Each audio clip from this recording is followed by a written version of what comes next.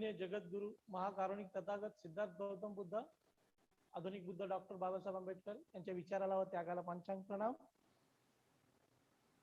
तसेच ज्या संस्थेच्या माध्यमातून या भारत भूमीत बौद्ध धर्माचा प्रचार आणि प्रसार होतो ती तुम्हा आम्हा सर्वांची मातृसंस्था the Buddhist society of India तथा भारतीय बौद्ध महासभा.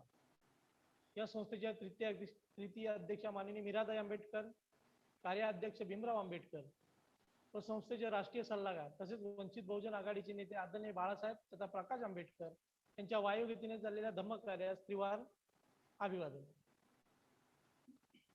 वर्षावास मालिकेसाठी भारतीय बौद्ध महासभा शाखा इंद्रियपाडा या शाखेच्या वतीने जो वर्षावास मालिका कार्यक्रम चालू आहे त्या कार्यक्रमासाठी या विहारामध्ये श्रावस्ती बुद्ध विहार इथे उपस्थित असलेले भारतीय बौद्ध महासभा शाखा कात्रप या शाखेचे अध्यक्ष, त्याचप्रमाणे आदर्श बौद्धाचार्य पुरस्कार विजेते आणि आजचे प्रवचनकार आदरणीय सुनीलजी क्षीरसागर, त्याचप्रमाणे भारतीय बौद्ध महासभा शाखा इंद्रियपाडा शाखेचे अध्यक्ष आदरणीय आमचे अरविंदजी कांबळे, कोषाध्यक्ष आमच्या गणेशजी बर्वे, संस्कार सचिव आदरणीय विश्वासजी जाधव, आमचे दीपकजी कांबळे, त्रिभुवन साहेब आणि विलासजी जाधव या सर्वांना सविनय जय भीम. आज आपल्या वर्षावास मालिकेचे पुष्प कार्यक्रम आपण इथे घेत आहोत. आदर्शांना मेणबत्ती अगरबत्ती प्रज्वलित झालेली आहे. तर आपण सर्वात प्रथम वंदना घ्यायची आहे आणि वंदना झाल्यानंतर आपला कार्यक्रम सुरू होईल. आपण सगळ्यांना विनंती आहे की एकत्रितरित्या वंदना घेऊया.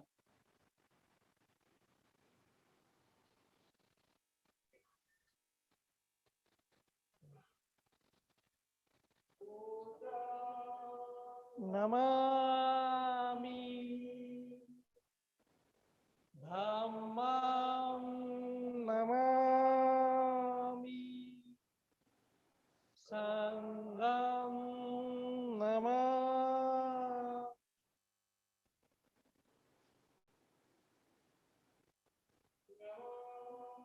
तस्य भगवतो अरहतो सम्मा संबुद्धस्स. नमो तस्य भगवतो अरहतो सम्मा संबुद्धस्स. नमो तस्य भगवतो अरहतो सम्मा संबुद्धस्स. बुद्धं शरणं गच्छामि, धम्मं शरणं गच्छामि, संघं शरणं गच्छामि. द्वितीयंपि बुद्धं शरणं गच्छामि, द्वितीयंपि धम्मं शरणं गच्छामि, द्वितीयंपि संघं शरणं गच्छामि, तृतीयंपि बुद्धं शरणं गच्छामि, तृतीयंपि धम्मं शरणं गच्छामि, तृतीयंपि संघं शरणं गच्छामि. पानातिपाता वेरमणि सिक्खापदं समादियामि. अदिन्नदाना वेरमणि सिक्खापदं समादियामि. कामेषु मिच्छाचारा वेरमणि सिक्खापदं समादियामि. मुसावादा वेरमणि सिक्खापदं समादियामि.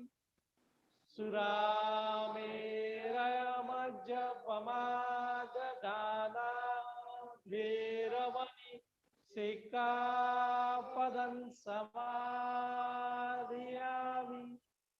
साधु साधु साधु.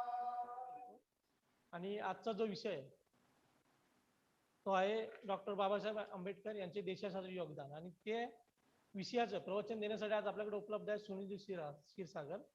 तर मी शाखेचे अध्यक्ष आदरणीय अरविंदजी कांबळे यांना विनंती करतो की त्यांचं स्वागत करायचं आहे.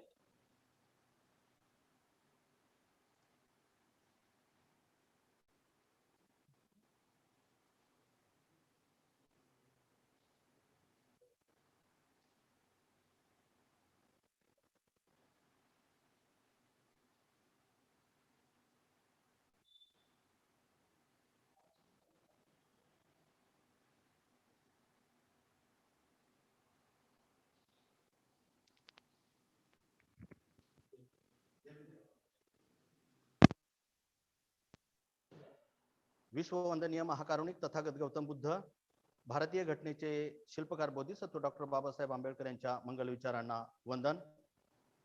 तसेच संपूर्ण भारतभर विज्ञानिष्ठ बौद्ध धर्माचा प्रचार आणि प्रसार करणारी तमाम बौद्धांची मातृसंस्था भारतीय बौद्ध महासभा या संस्थेच्या राष्ट्रीय अध्यक्षा आदरणीय महापौर मीराताईजी आंबेडकर यांच्या धम्मकार्यास वंदन. तसेच या संस्थेच्या कार्याध्यक्ष आदरणीय भीमराव साहेब आंबेडकर यांच्या नेतृत्वास जय भीम. तसेच संस्थेचे राष्ट्रीय सल्लागार आदरणीय श्रद्धेय ॲडव्होकेट बाळासाहेब आंबेडकर यांच्या नेतृत्वास जय भीम. भारतीय बौद्ध महासभा शाखा हेंद्रीपाड्याच्या वतीने आयोजित वर्षावास प्रवचन मालिका या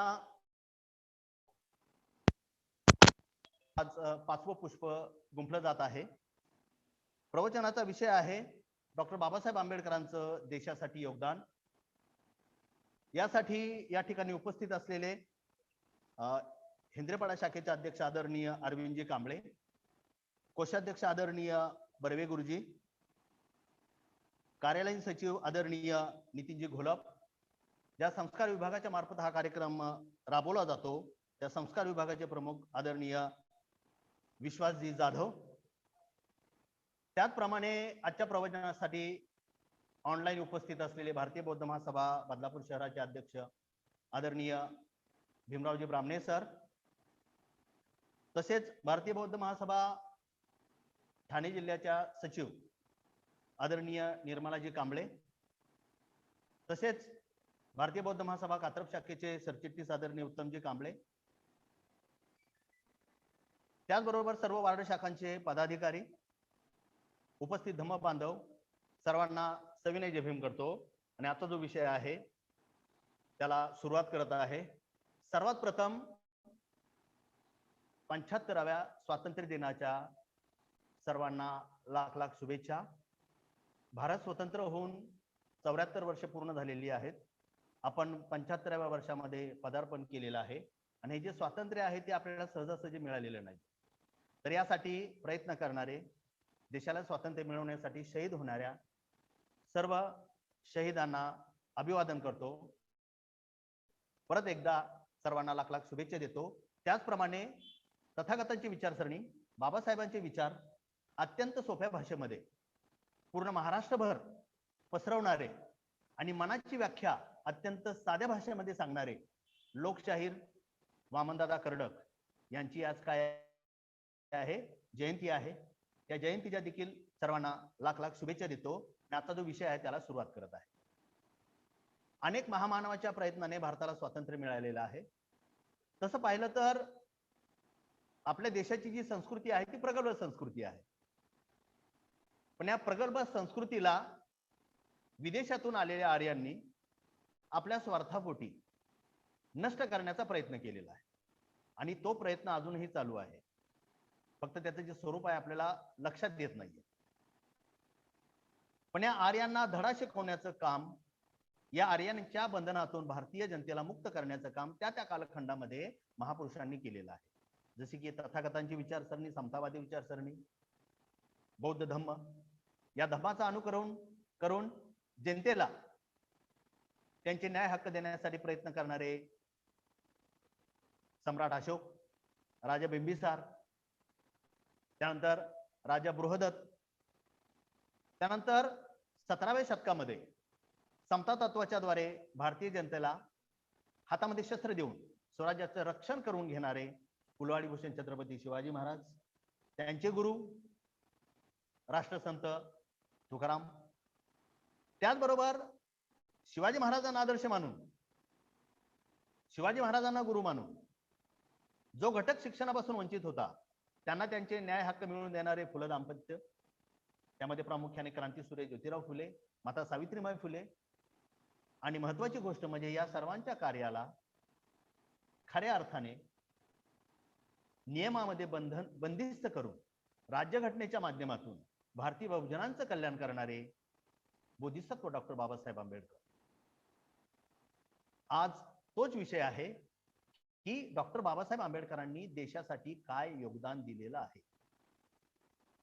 सर्वांना बाबासाहेबांच्या जीवनाबद्दल माहिती आहेतच, पण थोडक्यात थोडं आपण पुढे जाऊया.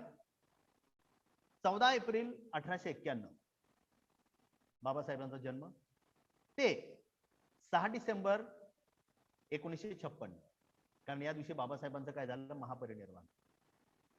तर या कालखंडामध्ये बाबासाहेब आंबेडकरांनी भारतीय बहुजनांसाठी, भारतीयांसाठी एवढं कार्य केलेलं आहे की त्यावर माझ्या परीने प्रकाश टाकण्याचा मी काय करतोय, प्रयत्न करतोय.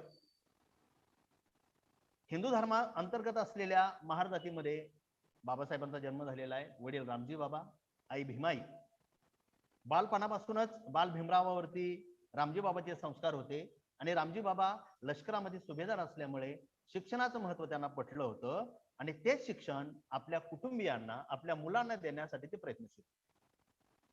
अशा वडिलांचा आशीर्वाद मिळाल्याने बाल भिवामध्ये शिक्षणाची गोडी निर्माण झाली आणि ही गोडी उच्च शिक्षण घेण्याची प्रवृत्ती भारतापुरती मर्यादित राहिली नाही, तर भारताच्या बाहेर जाऊन त्यांनी उच्च शिक्षण घेतलं.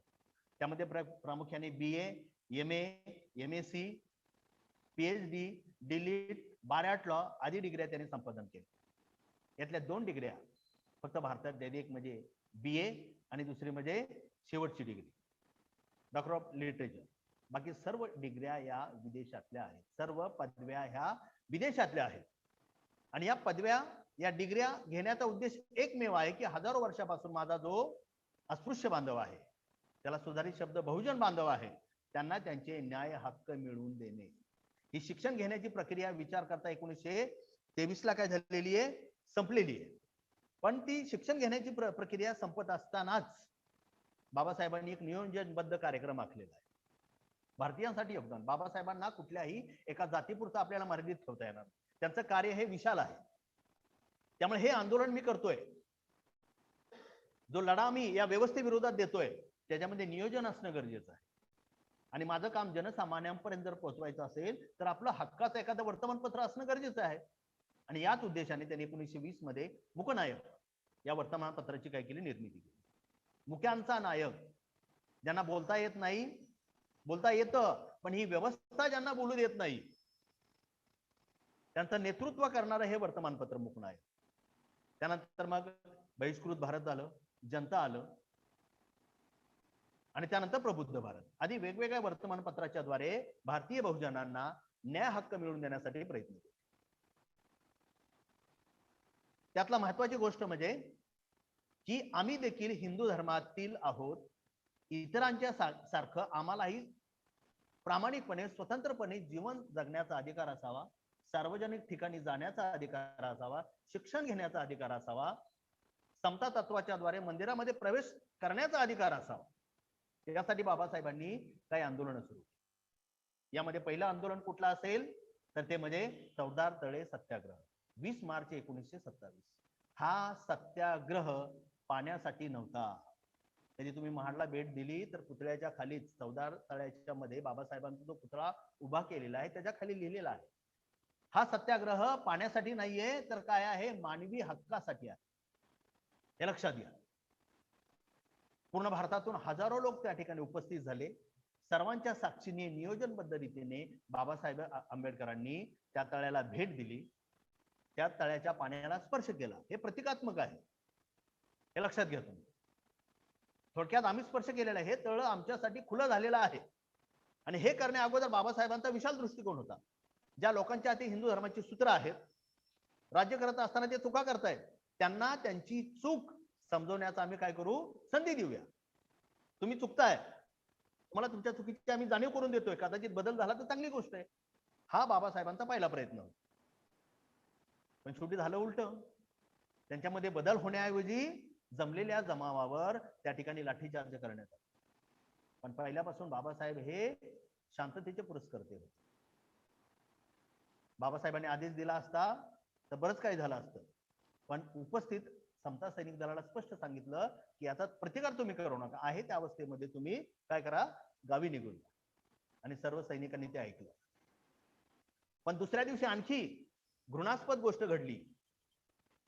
लक्षात घ्या काय घडलं. 21 तारखेला की तळ्याचं शुद्धीकरण करण्यात आलं. महाडमधील ज्यांच्याची धर्माची सूत्र आहेत, जे स्वतःला उच्चवर्णीय समजतात, त्यांनी एकत्रित आले आणि त्यांनी तळ्याचं शुद्धीकरण केलं. बघा, माणसाच्या स्पर्शाने तळ्याचं पाणी खराब झालं आणि दुसऱ्या दिवशी तळ्याचं पाणी शुद्ध करण्यात आलं. आता शुद्ध करण्यासाठी काय केलं, यामध्ये पंचगव्य टाकण्यात आलं. पंचगव्यामध्ये म्हणजे गाईच्या दुधापासून बनवलेले 5 पदार्थ. त्यामध्ये तूप आलं, दूध आलं आणि आणखी एक महत्वाचा घटक आला, तो म्हणजे गायचा टाकाऊ पदार्थ. त्याला आपण काय म्हणतो, गोमूत्र. गायचं मूत्र 108 घागरी तळ्यातून बाहेर काढल्या. हे पंचगव्य 108 घागरीच्या पाण्यामध्ये टाकण्यात आलं आणि परत ह्या 108 घागरी कुठे टाकण्यात आल्या, पाण्यात टाकण्यात आल्या. म्हणजे माणसाच्या स्पर्शाने पाणी खराब झालं आणि ह्या पंचगव्य टाकल्याने पाणी काय होणार, परत शुद्ध होणार. आता असं पाणी शुद्ध होतं का, सांगण्याची गरज नाही. म्हणजे बाबासाहेब आंबेडकरांनी त्यांना सुधारण्याची संधी दिली, पण बाबासाहेबांना पहिल्या याच्यामध्ये पाहिजे तसं यश लाभलेलं नाही. त्यानंतर बाबासाहेब आंबेडकरांनी काय केलं, मग 1930 दुसरा सत्याग्रह सुरू केला. म्हणजे आम्ही हिंदू धर्माचे घटक आहोत. हिंदू धर्मामध्ये सध्या विचार केला तर ज्या 7,500 जाती आहेत, त्यातली आमची एक जात आहे. इतर जशा जाती जातात मंदिरामध्ये खुलेआम जातात, प्रवेश करतात, तसा आम्हालाही तो काय असावा, अधिकार असावा. त्यामुळे 2 मार्च 1930 काळाराम मंदिराच्या बाहेर सर्व आपले अस्पृश्य बांधव जमलेले आहेत आणि संधी मिळाली की आपण प्रवेश करायचा, दर्शन घेण्यासाठी नाही तर समता तत्वाच्या द्वारे मंदिरामध्ये जायचं फक्त. पण हा सत्याग्रह 1 दिवस नाही, 1 आठवडा नाही, 1 महिना नाही, 1 वर्ष नाही, तर 5 वर्ष चालला. सर्व आपले बांधव दरवाजाच्या बाहेर आहेत, जे काही दरवाजे असतील त्या काळ्यारामाच्या मंदिरात, आणि एकही दरवाजा उघडला नाही. आणि बिचाऱ्या रामालाही कीव आली नाही की दरवाजा उघडा आणि या माझ्या भक्तांना आत घ्या. तो आत कसा घेलो, कारण त्याचं अस्तित्व तर पाहिजे, हे लक्षात घ्या. मग त्यावेळेस बाबासाहेबांनी विचार केला की 5 वर्ष सत्याग्रह करूनही जर आपल्याला मंदिरामध्ये प्रवेश मिळत नाही, या लोकांची बदलण्याची प्रवृत्ती नाहीये, आमच्यावर होत असलेले अत्याचार कमी करण्याची यांची प्रवृत्ती नाहीये, या धर्मात राहून उपयोग काय. त्यामुळे नाशिक जिल्ह्यातील येवले ठिकाणी 13 ऑक्टोबर 1935 रोजी बाबासाहेब आंबेडकरांनी घोषणा केली की माझा जन्म जरी हिंदू धर्मात झाला असला तरी मरताना मी हिंदू म्हणून मरणार नाही. घोषणा केली, हा धर्म मी सोडणार, पण कुठला धर्म घेणार हे बाबासाहेबांनी ठरवलेलं नाही, हे लक्षात घ्या. आणि याच दरम्यान काय झालं, मग आपल्यावर त्यावेळी इंग्रजांचं राज्य होतं. इंग्रजांच्या द्वारे भारतीय राज्यघटना निर्मितीची जी प्रक्रिया आहे ती सुरू करण्यात येणार होती. पण हे करत असताना भारतीयांचं मत जाणून घेण्यासाठी इंग्रजांनी लंडन या ठिकाणी एका मीटिंगचं आयोजन केलं. त्याला आपण काय म्हणतो, राऊंड टेबल कॉन्फरन्स, गोलमेज परिषद. आणि यामध्ये मग संस्थानांचे प्रतिनिधी, संस्थान म्हणजे भारतामध्ये जी छोटी छोटी राज्य होती 500च्या वर, त्यांचे प्रतिनिधी, अस्पृश्यांचे प्रतिनिधी, काँग्रेसचे प्रतिनिधी, वेगवेगळ्या धर्माचे प्रतिनिधी यांना बोलवलं. अस्पृश्यांचे प्रतिनिधी म्हणून डॉक्टर बाबासाहेब आंबेडकर आणि श्रीनिवासन हे त्या ठिकाणी उपस्थित झाले 1930. पण त्यावेळी इंग्रजांना देशातून बाहेर काढण्यासाठी राष्ट्रीय सभा अस्तित्वात होती, त्यांच्यातर्फे प्रयत्न चालू होते. पण या राष्ट्रीय सभेला पाचारण केलं, पण राष्ट्रीय सभा उपस्थित झाली नाही. मग परिषद सुरू झाल्यानंतर इंग्रजांना असं वाटलं की भारतामध्ये स्वातंत्र्यासाठी राष्ट्रीय पक्ष काय करतो, प्रयत्न करतो, यांचं असणं गरजेचं आहे, राष्ट्रीय सभा.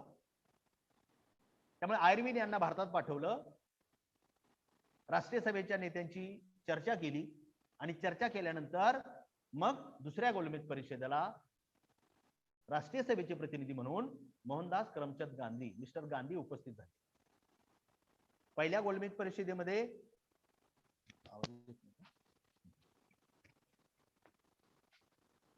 अस्पृश्यांना त्यांचे न्याय हक्क मिळावेत, दुसऱ्या गोलमेज परिषदेमध्ये त्यांचे न्याय हक्क मिळावेत, यासाठी बाबासाहेबांनी अनेक मागण्या केल्या.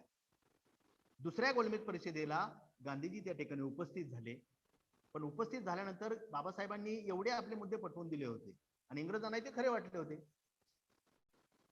इंग्रज अस्पृश्यांना सवलती देण्याच्या मनोवृत्तीचे होते, पण ह्यावेळेस गांधींना कळालं, त्यावेळेस गांधीजी जे इतर धर्मीयांचे लोक आहेत यामध्ये प्रामुख्याने उल्लेख करावासा वाटतो की 12 नोव्हेंबर 1931 लंडन मध्ये एक हॉटेल आहे रिट्स हॉटेल, या ठिकाणी मुस्लिमांचे प्रतिनिधी मुक्कामी होते. तर गांधीजी तिथे कुराणाची प्रत घेऊन गेले. कुराण म्हणजे प्रत्येक धर्माचा काय असतो, एक धार्मिक ग्रंथ असतो, तसा मुस्लिमांचा कोणता असतो, कुराण. ते घेऊन गेले आणि त्या प्रतिनिधींना सांगितलं की बाबासाहेब आंबेडकर अस्पृश्यांसाठी जी मागणी करता आहे ती चुकीची आहे, त्यांच्या मागणीला तुम्ही पाठिंबा देऊ नका, तुमच्या ज्या मागण्या आहेत त्या मान्य करण्यासाठी मी इंग्रजांना सांगेन, पण तुम्ही त्यांना पाठिंबा द्या. पण शेवटी गांधीजी काय आहेत हे मुस्लिम लीगच्या प्रतिनिधींना काय होतं, माहित होतं. त्यामुळे त्यांनी बाबासाहेबांच्या विरोधामध्ये भूमिका घेतली नाही आणि न घेतल्यामुळे इतिहासामध्ये उल्लेख आहे की गांधीजी उद्विग्न चिडून भारतामध्ये परत आले. आणि मग तिसऱ्या गोलमेज परिषदेमध्ये रॅमसे मॅकडोनाल्ड यांनी जातीय निवाडा जाहीर केला. पहिली गोलमेज परिषद, दुसरी गोलमेज परिषद, तिसरी गोलमेज परिषद. बाबासाहेबांनी जो पाठपुरावा केला, ज्या मागण्या केल्या त्यातील बऱ्याच मागण्या मान्य झाल्या. यातील उल्लेखनीय गोष्ट म्हणजे जे अल्पसंख्याक आहेत, संख्येने कमी आहेत, म्हणजे हिंदू वगळता भारतातील मुस्लिम आले, ख्रिश्चन आले, सिख आले, यांना वेगळा मतदारसंघ, अस्पृश्यांना वेगळा मतदारसंघ, अस्पृश्यांना दुहेरी मताचा अधिकार आणि अस्पृश्यांसाठी 78 जागा राखीव.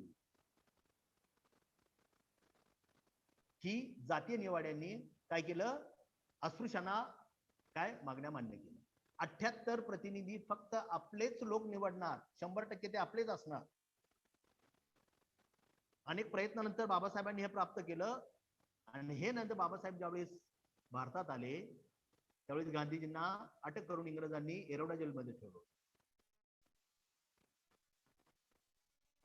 गांधीजींनी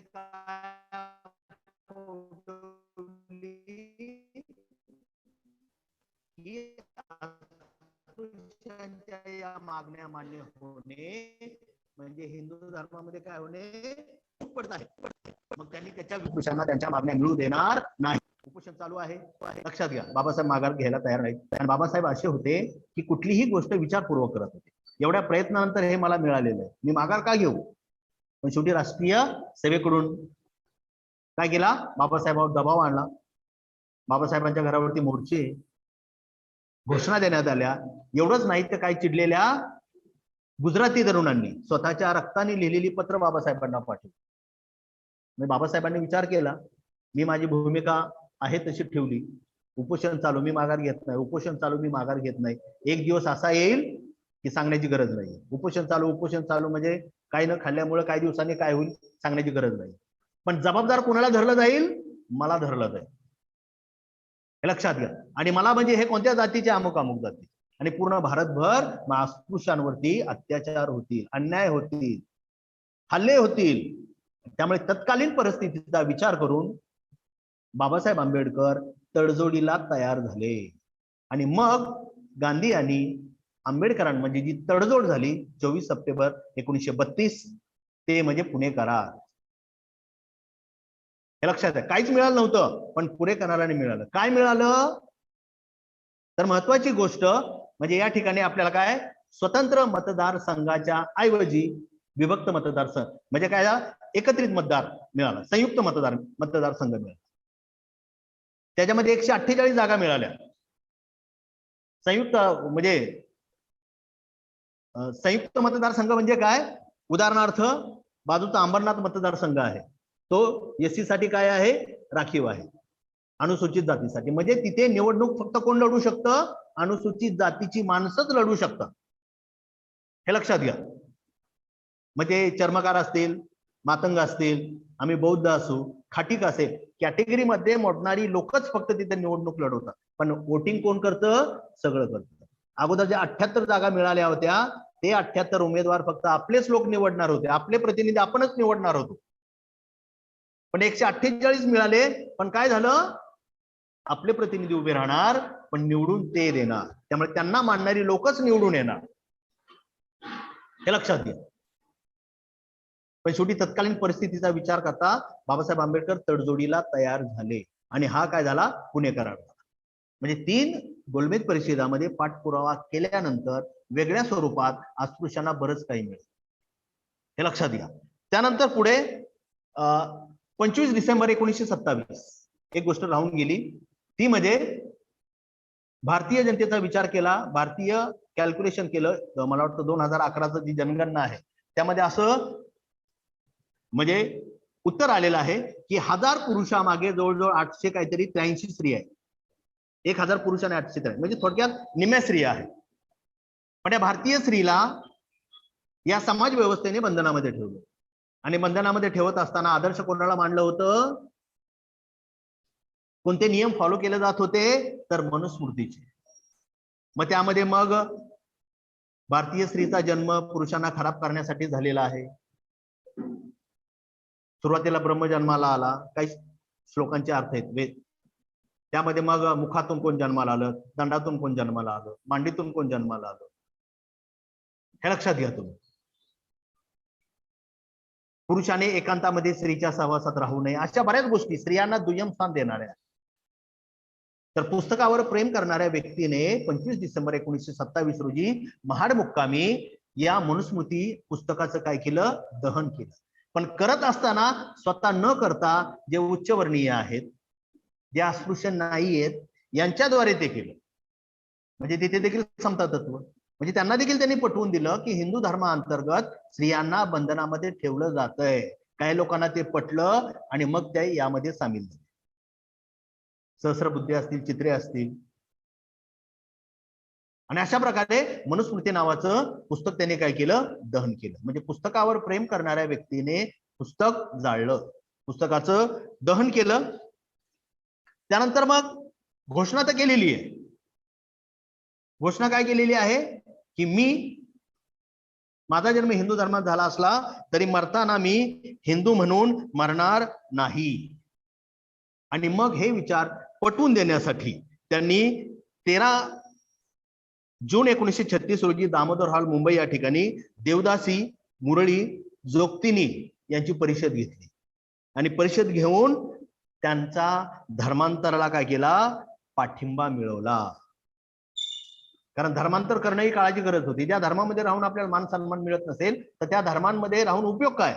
वेगळा धर्म निवडलेला मला स्वतःची प्रगती करण्यासाठी. हे देखील बाबासाहेबांचं फार मोठं योगदान आहे. आतापर्यंत कुठला धर्म स्वीकारायचा हे निश्चित झालेलं नाही, हे लक्षात घ्या तुम्ही. त्यानंतर आणखी महत्वाची गोष्ट म्हणजे कोकणामध्ये खोत आहे आणि खोती पद्धत अस्तित्वात होती. खोती पद्धत म्हणजे खोतांच्या नावे बहुजनांच्या जमिनी होत्या. बहुजनांकडून खोत आपल्या जमिनीवर राबवून घेत, त्यांच्याकडून कष्ट करून घेत असत, पण त्यांचा योग्य मोबदला त्यांना दिला जात नसे. तर या प्रथेतून मुक्त होण्यासाठी बाबासाहेब आंबेडकर जे मुंबई विधिमंडळामध्ये इंग्रजांच्या काळात सदस्य होते, त्या ठिकाणी खोती पद्धत बंदीचा एक प्रकार जो काही ठराव आहे तो संमत करून घेतलेला आहे. हे थोडक्यात सामाजिक कार्य, समाजामध्ये परिवर्तन आणण्यासाठी, सर्व घटकाला त्यांचे न्याय हक्क मिळवून देण्यासाठी बाबासाहेबांचे योगदान उल्लेखनीय आहे. त्यानंतर बाबासाहेबांनी पगडा हा सर्व विषयावर होता. बाबासाहेबांच्या अनेक डिग्र्या ह्या अर्थशास्त्राशी संबंधित आहेत, पैशाशी संबंधित आहेत. त्यामुळे भारतीय बहुजनांच्या अधोगतीस तत्कालीन इंग्रजांची जी आर्थिक नीती आहे ती जबाबदार आहे. कारण इंग्रज अनेक मार्गाने भारतातील पैसा आपल्या देशामध्ये नेतात. उदाहरणार्थ, इंग्रजांचं वेतनाच्या स्वरूपात भारतातील पैसा बाहेर जातोय. ते रिटायर झाल्यानंतर पेन्शनच्या स्वरूपात तो पैसा बाहेर जातोय.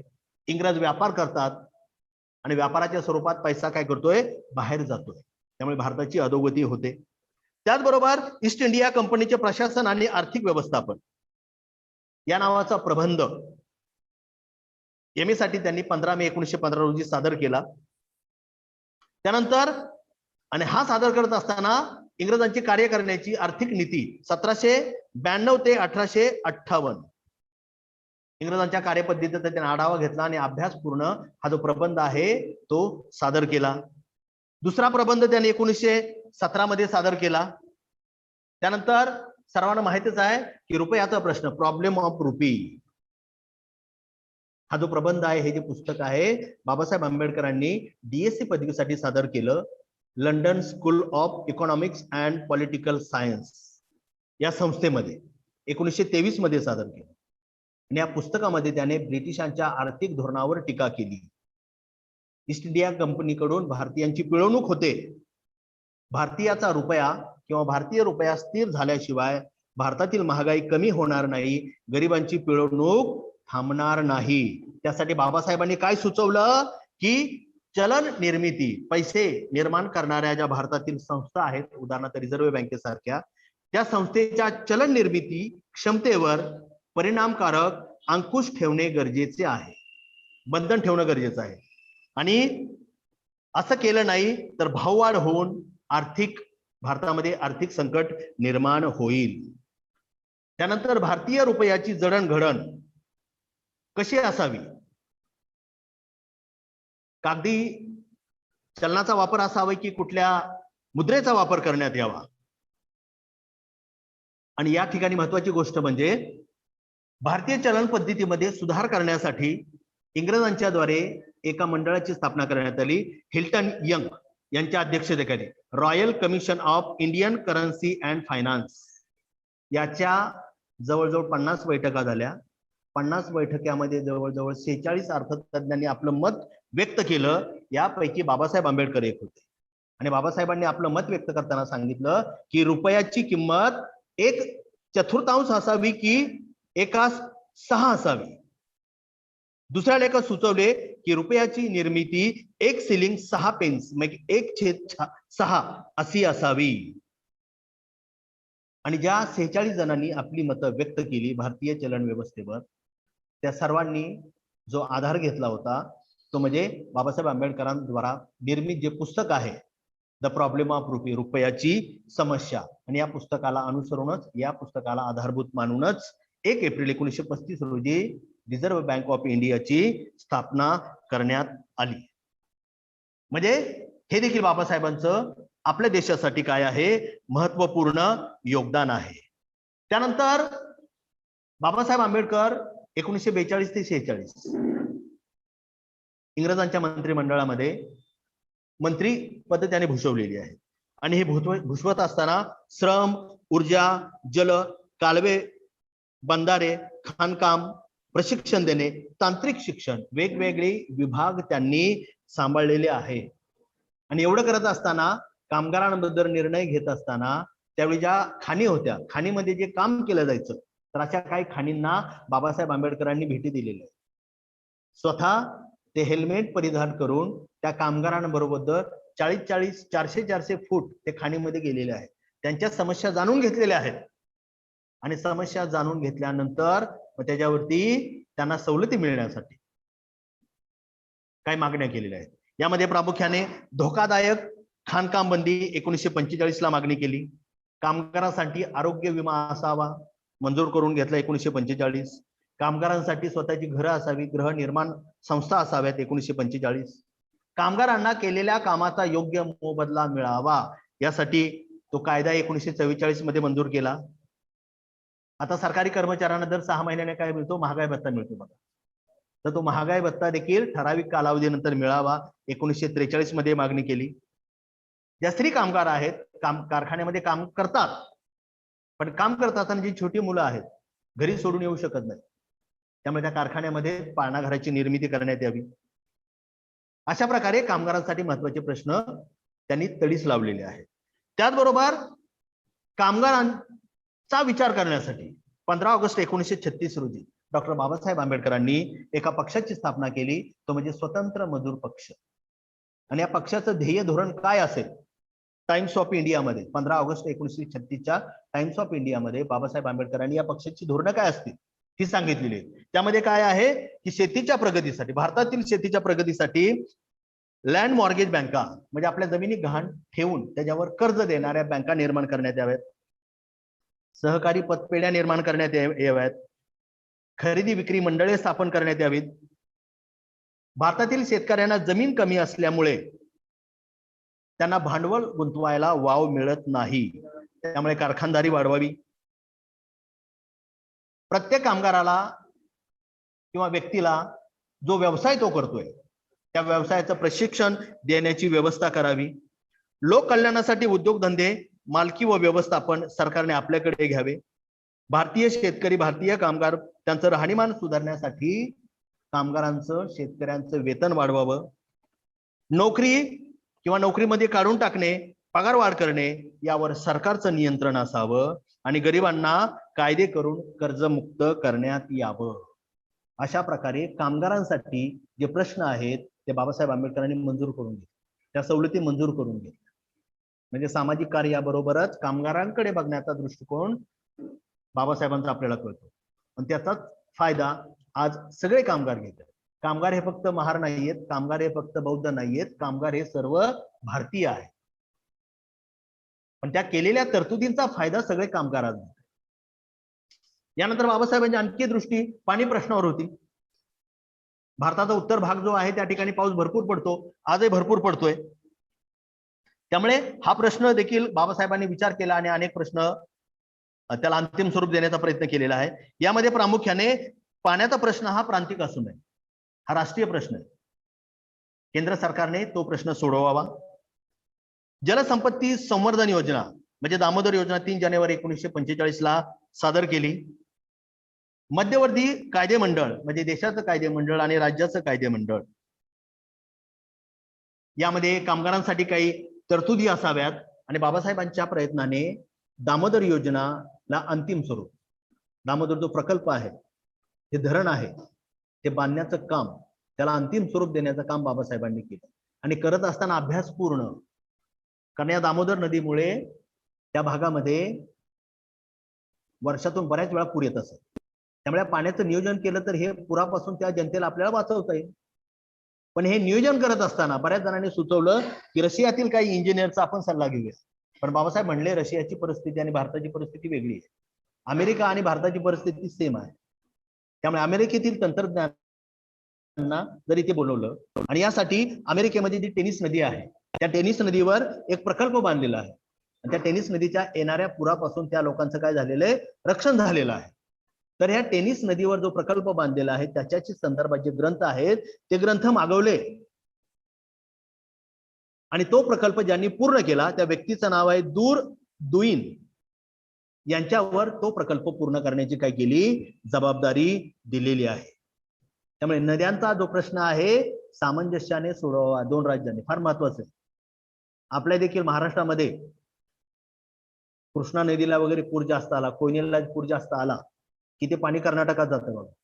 आणि कर्नाटकात कोणतं धरण आहे, मला वाटतं आलमट्टी धरण आहे. त्यावेळी इकडं पाणी वाढलं की राज्य सरकार कर्नाटकला विनंती करतं की तुमचं आलमट्टी धरणातलं पाणी जास्त काय करा, सोडून द्या.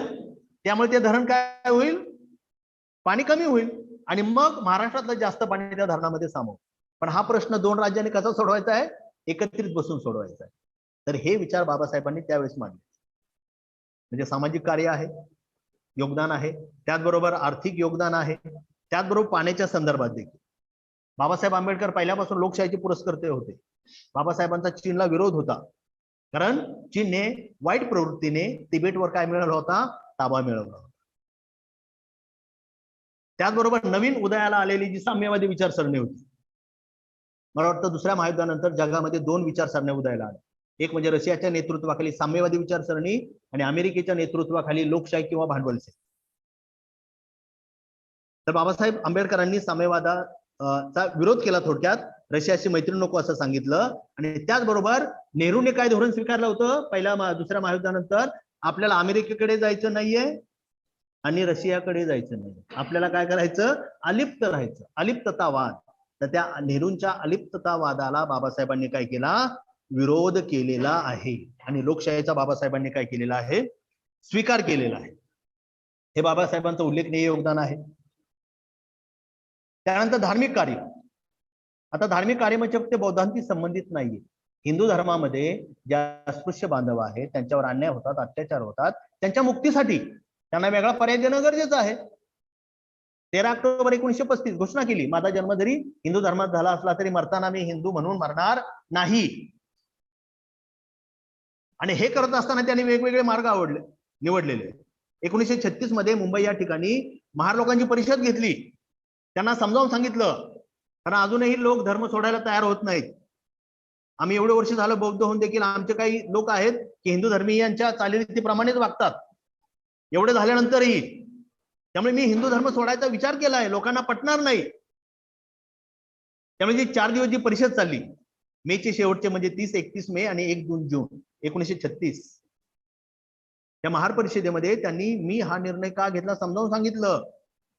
मुक्ती कोण पथे या नावाने ते भाषण प्रसिद्ध आहे. काय म्हणतात बाबासाहेब, तुमच्यावर अन्याय होतात. अन्याय काय होतात? बूट घातले म्हणून अन्याय होतात, चांगले कपडे घातल्यामुळे अन्याय होतात, घोड्यावर बसून तुम्ही वरात काढली म्हणून तुमच्यावर अन्याय होतात, 4 चाकामध्ये जेवाय बसल्यामुळे तुमचे अन्याय होतात. एवढंच काय, तर शौचास जाताना तुम्ही पाणी घेऊन जाता त्यामुळे तुमच्यावर अन्याय होतात. एवढ्या शुल्लक गोष्टीहून तुमच्यावर अन्याय होत असतील, त्या धर्मात तुम्ही का राहता? तो धर्म सोडून द्या. म्हणजे घोषणा केली 35ला. आणि माझं मत असं आहे, लोकांना पटवून दिलं. लोकांची मतं काय केली, आपलेची केली. लोकांची मनोवृत्ती तयार केली की आम्ही देखील धर्म सोडायला तयार आहोत. हे लक्षात घ्या. आणि यासाठी निर्णय तर घेतलेला आहे सोडण्याचा, पण कुठला घ्यायचा यासाठी बाबासाहेबांनी अभ्यासपूर्ण हे केलं, थोडा अभ्यास केलेला आहे. आणि तुम्हाला माहितीच आहे की बाबासाहेब 10वी पास झाल्यानंतर किर्लोस्कर गुरुजींनी त्यांना काय केलं होतं, एक पुस्तक भेट दिलं, बुद्धचरित्र. त्याचवेळी बाबासाहेबांचा कल हा बुद्ध धर्माकडे वळला. हे लक्षात घ्या. आणि त्यामुळे त्यांनी त्याचा सखोल अभ्यास केला. आणि याचबरोबर दुसरे धर्मीय लोक देखील बाबासाहेबांकडे येत होते, तुम्ही आमचा धर्म स्वीकारा. मग ते ख्रिश्चन असतील, इस्लाम असतील, निजामाकडून तर मोठी ऑफर देखील आली होती, कोट्यवधीची ऑफर आली. हे लक्षात घ्या. पण बाबासाहेब म्हटले, तुमचं मत आहे ठीक आहे, पण मी जो निर्णय घेईल तो विचारपूर्वक निर्णय घेईल. आणि हे करत असतानाच वेगवेगळ्या ठिकाणी त्यांनी आपली मतं व्यक्त केली धर्म स्वीकारण्या अगोदर. तर 12 मे 1956 BBC केंद्रावर बाबासाहेबांचं जे भाषण आहे फार उल्लेखनीय आहे. मला बौद्ध धर्म का आवडतो हे बाबासाहेब धर्मांतराच्या अगोदर सांगतात. त्यामध्ये बाबासाहेब असं म्हणतात, मला बौद्ध धर्म आवडतो कारण तो मला 3 तत्वे देतो, ती जगातल्या कोणत्याही धर्मात मला मिळत नाहीत. सगळे धर्म देव, आत्मा, पुनर्जन्म याचीच व्याख्या करतात किंवा त्याच्यामध्ये ते दंग आहेत. मला बौद्ध धर्म प्रज्ञा, समता, करुणा शिकवतो. बौद्ध धर्म जगाला हेच सांगू इच्छितो की कोणताही देव किंवा आत्मा जगाला वाचवू शकत नाही. केवळ मनुष्यच आपल्या सत्सद विवेक बुद्धीने समाजाला वाचवू शकतो आणि ती त्याला प्रज्ञाशील आणि करुणेने प्राप्त होते. कोणतेही धर्मांतर हे कटुता निर्माण करू शकते. बौद्ध धर्म हे भारतीय संस्कृतीचे प्रतीक आहे. माझे धर्मांतर हे माझ्या देशाच्या संस्कृतीला किंवा इतिहासाला धक्का न पोचवणारे असेल याची मी काळजी घेतलेली आहे. म्हणजे धर्मांतर मी जे करत असताना भारतीय संस्कृतीला कुठलाही तडा जाणार नाही. कारण जो मी स्वीकारतोय तो भारतामध्येच निर्माण झालेला आहे. कारण बौद्ध धर्माचे संस्थापक गौतम बुद्ध हे भारतीयच आहे. धर्मांतराच्या अगोदर बाबासाहेबांची ही विचारसरणी आहे. आणि त्याचबरोबर बाबासाहेबांनी जागतिक धम्म परिषदेमध्ये आपली उपस्थिती दिलेली आहे. त्यामध्ये 1950 कोलंबो या ठिकाणी गेलेले आहेत. मग तिथे गेल्यानंतर त्यांनी आपलं मत व्यक्त केलं की मी या ठिकाणी बौद्ध धर्माचा अभ्यास करण्यासाठी आलेलो आहे. आपलं मत तिथे व्यक्त केलं. 1954 मध्ये जागतिक धम्म परिषदेमध्ये बाबासाहेबांनी उपस्थिती दिलेली आहे. आणि 1956 धर्मांतर केल्यानंतर देखील त्या ठिकाणी त्यांनी काय दिलेली आहे, आपली उपस्थिती दिलेली आहे. आणि एवढा सगळा अभ्यास केल्यानंतर, सर्व धर्मियांच्या ऑफर विचारपूर्वक अभ्यास केल्यानंतर 14 ऑक्टोबर 1956 रोजी बाबासाहेब आंबेडकरांनी 13 ऑक्टोबर 1935 रोजी केलेल्या घोषणेची पूर्तता केली. काय पूर्तता केली? हिंदू धर्माचा त्याग केला आणि बौद्ध धर्म स्वीकारला. स्वीकारत असताना देखील अत्यंत अभ्यासपूर्ण तो निर्णय घेतलेला. त्यातला पहिला महत्वाचा निर्णय कुठला असेल तर तो म्हणजे 22 प्रतिज्ञा. बौद्ध धम्म मी तुम्हाला देतोय, पण बाबासाहेबांना माहित होतं हजारो वर्षापासून माझ्या अस्पृश्य बांधवांवरती कसला पगडा आहे? हिंदू धर्माचा पगडा आहे. जोपर्यंत त्यांच्या डोक्यातील त्या हिंदू धर्माचा जो पगडा आहे मी काढू शकणार नाही, तोपर्यंत त्यांना मी माझा धम्म देऊ शकणार नाही. त्यामुळे 22 प्रतिज्ञा दिल्या. त्यानंतर भंते चंद्रमणींच्या हस्ते स्वतः धम्माची दीक्षा घेतली आणि उपस्थित लाखो लोकांना ती दीक्षा दिली. आणि दीक्षा देत असताना देखील जो दिवस निवडला त्याला देखील आधार आहे. 14 ऑक्टोबर 1956. आता बरीच मंडळी काय करते, 14 ऑक्टोबर 1956 रोजी धम्मचक्र प्रवर्तन दिन साजरा करते, पण त्याला वैज्ञानिक आधार, सत्यतेचा आधार काय आहे? इसवी सन पूर्व 3ऱ्या शतकामध्ये कलिंग युद्धाने सैरभैर झाले. मीपणा निर्माण झालेला जो सम्राट अशोक आहे त्याने मीपणाचा त्याग करून बौद्ध धर्माचा काय केला? स्वीकार केला. ती अश्विन महिन्यातील काय होती? दशमी होती. अश्विन महिन्यातील दशमी, कारण त्यावेळी कॅलेंडर नव्हतं, जानेवारी फेब्रुवारी नव्हतं, अश्विन महिन्यातील दशमी होती. आणि 1956 अश्विन महिन्यातील दशमी कोणत्या तारखेला आली होती? 14 तारखेला आली होती. त्यामुळे बाबासाहेबांनी तोच संदर्भ घेऊन त्या दिवशी धर्म स्वीकारलेला. त्यामुळे आपल्याला जर तो धम्मचक्र प्रवर्तन दिन साजरा करायचा असेल तर तो आपण काय केला पाहिजे? हिंदूंचा ज्यावेळेस दसरा असतो त्यावेळेस आपला धम्मचक्र प्रवर्तन.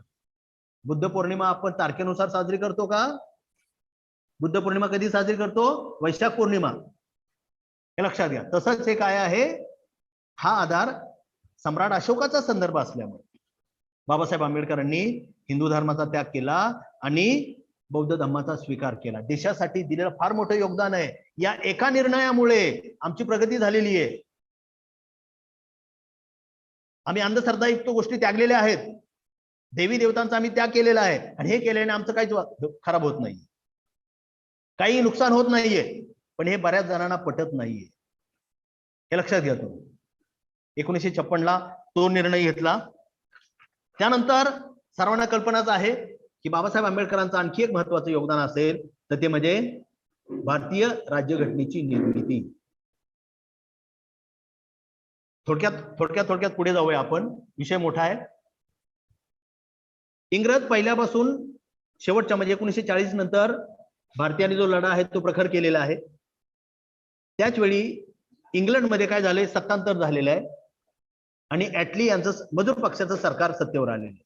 आणि ते सत्तेवर आलेलं सरकार भारताला लवकरात लवकर स्वातंत्र्य देण्याच्या प्रवृत्तीचं, पण देत असताना एवढ्या मोठ्याला आपण देशाला आपण स्वातंत्र्य देतोय, त्यामुळे त्यांनी असं सुचवलं की तुमची स्वतःची एखादी राज्यघटना असावी स्वातंत्र्य मिळण्या अगोदर. आणि त्याला अनुसरूनच 1946 मध्ये राज्यघटना तयार करण्यासाठी, भारताचं संविधान तयार करण्यासाठी निवडणुका झाल्या. 296 सदस्य निवडून आले. आता हे काय लोक निवडून देणार नव्हते, तर प्रत्येक राज्यातील त्यावेळी अस्तित्वात असलेले जे आमदार होते ते आमदार आपापल्या राज्यातून तज्ञ लोकांना घटना तयार करण्यासाठी निवडून पाठवणार होते. बाबासाहेबांना वाटलं देश चालवण्याचे नियम तयार होत आहेत, देशाला स्वातंत्र्य मिळणार आहे, हजारो वर्षापासून माझा जो अस्पृश्य बांधव बंधनामध्ये आहे, अत्याचार सहन करतोय, त्यांच्यासाठी काहीतरी करण्याची ही चांगली संधी आहे. त्यावेळी महाराष्ट्र नव्हता, त्यावेळी मुंबई प्रांत होता. आणि बाबासाहेबांचं मूळ गाव कुठे आहे? आंबोडवे. सध्याला कुठल्या जिल्ह्यामध्ये आहे ते? रायगड जिल्ह्यामध्ये, सॉरी रत्नागिरी जिल्ह्यामध्ये आहे. त्यामुळे थोडक्यात बाबासाहेब हे मुंबई प्रांतीयांचे होते. बाबासाहेबांना वाटलं की या प्रांतातून मला लोक काय करतील? राज्यघटना निर्मितीसाठी माझं योगदान पाहता देतील. पण काँग्रेसने ठरवलं काय झालं तरी या माणसाला निवडून पाठवायचं नाही, कारण हा घटना समितीमध्ये गेला तर काय करेल भरोसा नाही. पण बाबासाहेबांची ही अडचण, घटना समितीवर जाण्याची इच्छा पश्चिम बंगालमध्ये असलेल्या जोगेंद्रनाथ मंडल यांनी पूर्ण केली आणि त्यांनी तिथल्या आमदारांच्या पाठिंब्यावर डॉक्टर बाबासाहेब आंबेडकरांना घटना समितीवरती निवडून पाठवलं घटना तयार करण्यासाठी. आणि अशा प्रकारे 9 डिसेंबर 1946 राज्यघटना निर्मितीची प्रक्रिया सुरू झाली. लक्षात घ्या. पहिल्या बैठकीमध्ये अध्यक्षस्थान, राज्यघटना समितीचं अध्यक्षस्थान राजेंद्र प्रसाद यांना देण्यात आलं. 13 तारखेला भारताचे पंतप्रधान पंडित जवाहरलाल नेहरू यांनी राज्यघटना कशी असेल याबद्दल आपलं जे मत आहे ते व्यक्त केलं आणि त्यानंतर मग बॅरिस्टर जयकर यांनी सुचवलं, कारण त्या 296 मध्ये काही मुस्लिम लीगचे प्रतिनिधी होते, काही संस्थानांचे प्रतिनिधी होते. पण तुम्हाला माहितीच आहे मुस्लिम लीगचा आग्रह काय होता, आम्हाला भारत नको, आम्हाला मुसलमानांसाठी काय पाहिजे, वेगळं राष्ट्र पाहिजे.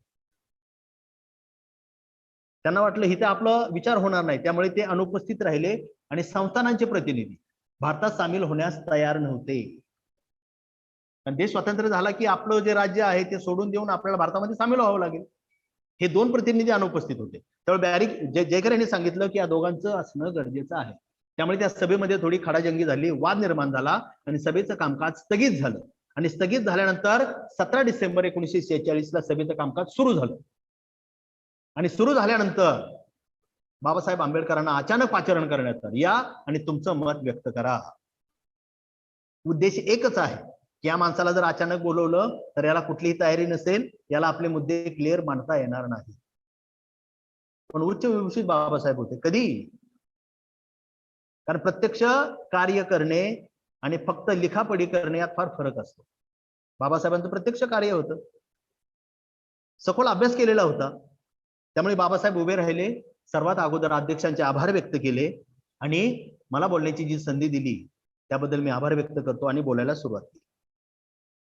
यामध्ये ते म्हणतात की या प्रस्तावात, नेहरूंनी मांडलेला जो प्रस्ताव आहे त्यामध्ये अधिकारांची घोषणा करण्यात आली असली तरी त्या अधिकाराची सुरक्षा कशी होईल याचे उपाय सांगण्यात आलेले नाहीत. मूलभूत तत्वांना कायद्याच्या हाती सोपवले आहे, पण सरकार करेल तो कायदा असेल, त्यामुळे मूलभूत हक्क सुरक्षित राहतील याची गॅरंटी नाही. देशाची अर्थव्यवस्था समाजवादी असल्याशिवाय देशात आर्थिक, राजकीय, सामाजिक न्याय प्रस्थापित होऊ शकत नाही. त्यामुळे मी निराश आहे. आपण सगळे वेगवेगळ्या गटात विभक्त असलो तरी भविष्यात संधी येईल, आपण नक्की एक होऊ. आणि आज मुस्लिम लोक वेगळ्या राष्ट्राची जी मागणी करतायत ती मागणी किती चुकीची आहे यांना त्याची भविष्यामध्ये काय होईल, जाणीव होईल. एका भाषणाने सर्व सभागृह जे स्तब्ध झालं, दिलेली मिनिटं कधी संपली कळली नाही, पण एका भाषणाने विरोध करणाऱ्या मंडळीच्या मनामध्ये बाबासाहेबांबद्दल आदराची भूमिका निर्माण झाली. घटना निर्मितीमध्ये या माणसाचं असणं गरजेचं आहे, कारण कुठल्या जातीचा पुरस्कार नव्हता, सर्व भारतीयांच्या कल्याणाचा मुद्दा त्याने उपस्थित केला, हे लक्षात घ्या. त्यामुळे ही प्रक्रिया चालू राहिली. 1947 साल उजडलं आणि मग 14 ऑगस्टला भारतातून पाकिस्तान वेगळा झाला आणि राहिलेला भाग भारताला स्वातंत्र्य मिळालं. पण झालं काय, घटना निर्मिती प्रक्रिया चालू आहे. पण बाबासाहेब ज्या प्रांतातून निवडून आले होते तो प्रांत कुठे गेला, पाकिस्तानमध्ये गेला. म्हणजे कोणत्या पाकिस्तानमध्ये, पूर्व पाकिस्तान. स्वातंत्र्य झाल्यानंतर पूर्व पाकिस्तान, पश्चिम पाकिस्तान. पश्चिम पाकिस्तान म्हणजे आत्ताचा, पूर्व पाकिस्तान म्हणजे आत्ताचा कोणता देश, बांगलादेश. म्हणजे आज एका देशाचे 3 देश आहेत, भारत, बांगलादेश आणि पाकिस्तान. पण 14 ऑगस्ट 1947च्या अगोदर तिन्ही देशांचा एकच देश होता, तो म्हणजे कोणता, भारत देश. कारण पाकिस्तान मधून 1971 ला काय झाला, बांगलादेश वेगळा झाला. त्यामुळे तो भाग पाकिस्तानमध्ये गेल्यामुळे बाबासाहेबांचं जे सदस्यत्व आहे ते काय झालं, रद्द झालं. घटना समितीमध्ये योगदान देऊ शकणार नाहीत, पण बाबासाहेबांचं योगदान पाहता संविधान सभेचे अध्यक्ष डॉक्टर राजेंद्र प्रसाद यांनी त्यावेळी मुंबई प्रांताचे जे मुख्यमंत्री होते BG खेर यांना एक पत्र पाठवलं आणि घटना निर्मिती प्रक्रिया सुरू झाल्यापासून बाबासाहेब आंबेडकरांनी जे योगदान दिलेलं आहे ते एवढं श्रेष्ठ दर्जाचं आहे की त्यांच्या सेवेपासून आम्ही वंचित राहू शकत नाही. त्यामुळे येणाऱ्या अधिवेशनाच्या अगोदर बाबासाहेब आंबेडकरांना मुंबई प्रांतातून निर्वाचित करून पाठवा, निवडून पाठवा. आणि अशा प्रकारे ऑगस्ट 1947 मध्ये बाबासाहेब आंबेडकरांची घटना समितीवर दुसऱ्यांदा काय झाली, निवड झाली. आणि निवड झाल्यानंतर 29 ऑगस्ट 1947 ला बाबासाहेब आंबेडकरांवरती एक जबाबदारी सोपवण्यात आली, ती म्हणजे मसुदा समितीचे अध्यक्ष. मसुदा म्हणजे राज्यघटनेचे कलम तयार होत असताना जी चर्चा होत असे त्या चर्चेला त्याच्यामध्ये त्रुटी शोधून दुरुस्त्या करून अंतिम स्वरूप देणे, हे लक्षात घ्या. एकूण 7 सदस्य होते, त्यातील 6 जण योगदान देऊ शकले नाही. बाबासाहेबांनी अथक प्रयत्न करून ही जबाबदारी पार पाडली. पण याचबरोबर आणखी कोणकोणत्या जबाबदाऱ्या, राष्ट्रीय ध्वज समितीचे ते सदस्य होते, घटना निर्मिती वेगवेगळे जी मंडळ होती, सदस्य समित्या होत्या त्याचे. त्यानंतर मूलभूत हक्क समितीचे सदस्य होते, मताधिकार समितीचे सदस्य होते, सल्लागार समितीचे बाबासाहेब सदस्य होते, अल्पसंख्याक समितीचे सदस्य होते, नागरिकत्व तद्वर्त समितीचे सदस्य होते आणि सर्वोच्च न्यायालयावरील तदर्थ समितीचे ते काय होते, सदस्य होते. फक्त एका भाषणाने छाप पाडली आणि एवढ्याच जबाबदाऱ्या त्यांच्याकडे आहेत आणि त्यांनी सर्व जबाबदाऱ्या प्रामाणिकपणे पार पाडल्या. अशा प्रकारे 9 डिसेंबर 1946 ला राज्यघटनेचं काम सुरू झालं आणि 26 नोव्हेंबर 1949 ला राज्यघटना निर्मितीचं काम सुरू झालं 46 ला आणि पूर्ण झालं 26 नोव्हेंबर 1949. 2 वर्ष 11 महिने 17 दिवस. आणि 26 नोव्हेंबर 1949 ला तयार झालेली राज्यघटना देशाला अर्पण करण्यात आली आणि देशाला अर्पण केल्यानंतर 2 महिन्याने म्हणजे 26 जानेवारी 1950 पासून या राज्यघटनेनुसार देशाचा राज्यकारभार काय झाला, सुरू झाला. त्यामुळे खऱ्या अर्थाने कोणाचं राज्य आलं, लोकांचं राज्य, जनतेचं राज्य आलं, प्रजेचं राज्य आलं. त्यामुळे दरवर्षी 26 जानेवारी हा जो दिवस आहे तो आपण काय म्हणून साजरा करतो, प्रजासत्ताक दिन म्हणून साजरा करतो. ही घटना सर्व अर्थाने परिपूर्ण कशी, थोडक्यात काही कलमांवरती मी प्रकाश टाकतो. त्यातलं पहिलंच कलम असं आहे की अजून आपल्या देशाच्या प्रमुखांनाही कळत नाही देशाचा उल्लेख काय करावा. पहिलं कलम आहे आपल्या देशाचं नाव. राज्यघटना काय सांगते, राष्ट्रभाषा हिंदीमध्ये आपल्या देशाचं नाव भारत आणि इंग्रजीमध्ये आपल्या देशाचं नाव काय आहे, इंडिया. ही अधिकृत 2च नावं आहेत. तिसरं जग अमुक स्थान तमुक स्थान ते लिगली नाही. भारत आणि इंडिया ही देशाची अधिकृत नाव आहे. त्यानंतर 5 ते 11 कलम नागरिकत्वात संबंधित आहेत. भारताचा नागरिक कुणाला होता येईल, कलम आहेत. जसे वेगवेगळे पुस्तकं आपल्याकडे असतात ना, तसे भारतीय राज्यघटना देखील आपल्याकडे ठेवा. गव्हर्नमेंट त्याचं प्रिंटिंग करतं, गव्हर्नमेंट प्रेसमध्ये मिळते ती सगळी कलम. त्यात एकही मुद्दा चुकलेला नाही. एवढ्या वर्षापूर्वी तयार झालेली राज्यघटना त्यानुसारच आज देश चालू आहे. भारताचा नागरिक कोणाला होता येईल, जन्मतत्वानुसार. आता सोनिया गांधी देखील भारताचे नागरिक आहेत ना, का, क्लॉज आहे तो. विदेशी नागरिक भारताचा झाल्यानंतर किती वर्ष त्यांनी इथे निवास करावा, त्यानंतर त्यांना ते नागरिकत्व मिळणार. त्यानंतर राज्य चालवण्यासाठी विधानसभेची रचना असावी. प्रत्येक राज्याच्या विधानसभा वेगळ्या आहेत बघ. जसे महाराष्ट्राचे मुख्यमंत्री अमुक अमुक आहेत, का आहेत, कारण त्यांच्या पक्षाचं मेजॉरिटी आलेली, पाठिंबा देणारे जास्त आहे. तर प्रत्येक राज्याची विधानसभा असेल. काही फक्त 4 राज्यामध्ये विधान परिषदा आहेत. त्यानंतर 214 कलम काय सांगतं, राज्यासाठी उच्च न्यायालय असेल, वादविवाद सोडवण्यासाठी प्रत्येक राज्यामध्ये काय असेल, उच्च न्यायालय असेल. 214 कलम सांगतं, राज्यघटनेत तरतूद आहे. आणि 124 कलम काय आहे, सगळ्या देशाचं एक न्यायालय असेल, ते म्हणजे कोणतं, सर्वोच्च न्यायालय. जिल्हा न्यायालय असतं, तिथे आपल्याला न्याय मिळाला नाही तर आपण कुठे अपील करतो, उच्च न्यायालयात जातो. उच्च न्यायालयाने तुम्हाला चोर सिद्ध केलं की तुम्ही कुठे जाता, सुप्रीम कोर्टात जाता. आणि सुप्रीम कोर्टाने सांगितलं तुम्ही चोर आहात तर आपल्याला मान्यच करावं लागतं मी चोर आहे. पण हे स्टेप आहे. म्हणजे उच्च न्यायालयाची तरतूद घटनेमध्ये आहे, सर्वोच्च न्यायालयाची तरतूद देखील घटनेमध्ये आहे. देशाचा प्रमुख राष्ट्रपती असेल, कलम 52. राष्ट्रपती कोणाला होता येईल, भारताचा नागरिक, वय वर्ष एवढं वगैरे, ती सगळी तरतूद आहे. 66 कलम सांगतं देशाचा एक उपराष्ट्रपती असेल. 79 कलम फार महत्वाचं आहे, देश चालवण्यासाठी संसद असेल. संसद म्हणजे पार्लमेंट. पार्लमेंट म्हणजे लोकसभा, राज्यसभा आणि राष्ट्रपती या तिघांची मिळून पार्लमेंट बनेल. लोकसभेचे साधारणतः 543 जण खासदार निवडून जातील. राज्यसभेचे 250 खासदार असतील. हे एकत्र येऊन एक मंत्रिमंडळ तयार होईल आणि ते देश चालवेल. आणि यावरती कंट्रोल कोणाचा असेल, राष्ट्रपतीचा कंट्रोल असेल. ही तरतूद राज्यघटनेमध्ये आहे. एवढंच नाही तर 80 जे कलम आहे, राज्यसभेची रचना कशी असावी, यामध्ये जे 250 खासदार आहेत ना, आता काही खासदार प्रत्यक्ष लोक निवडून देत नाही. राज्यसभेचे काही खासदार आमदारांच्या पाठिंब्यावरती निवडून जातात. तर या 250 पैकी जे 12 लोक आहेत समाजातील प्रतिष्ठित व्यक्ती, राष्ट्रपती त्यांची निवड करतो. उदाहरणार्थ कलाकार असेल, समाजसेवक असेल, क्रिकेटर असेल, वैज्ञानिक असेल, अशा 12 जणांची नियुक्ती राष्ट्रपती करू शकतो. उदाहरणार्थ सचिन तेंडुलकर कधी निवडणूक लढवलेली नाहीये, पण राज्यसभेचे खासदार होते. शबाना आझमी खासदार होते, लता मंगेशकर खासदार होते.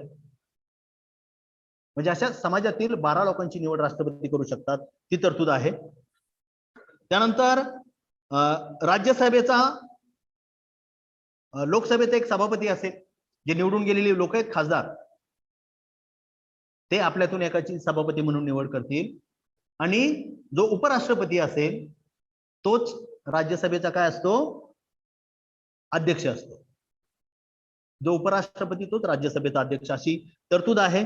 त्यानंतर बरीच कलम आहेत, पण त्यातील महत्वाचे कलम म्हणजे 340, 341, 342. 340 बाबासाहेब आंबेडकर हे हिंदू धर्माअंतर्गत असलेल्या महार जातीचे होते, त्यावेळेचा विचार करत नाही, आता बौद्ध होताना. पण घटनेमध्ये तरतूद करताना आपल्या कॅटेगरीचा पहिला विचार नाही केला त्यांनी. जर जे सामाजिक आर्थिक दृष्ट्या मागास आहे यांचा विचार करण्यासाठी एक आयोग स्थापन करण्यात यावा आणि अशा लोकांना त्यांचे न्याय हक्क मिळावे. म्हणजे थोडक्यात त्यांना आपण सध्या काय म्हणू शकतो, ओबीसी, अदर बॅकवर्ड क्लास, इतर मागास वर्गीय. 341 कलम हे अनुसूचित जातीसाठी आहे, शेड्यूल कास्ट,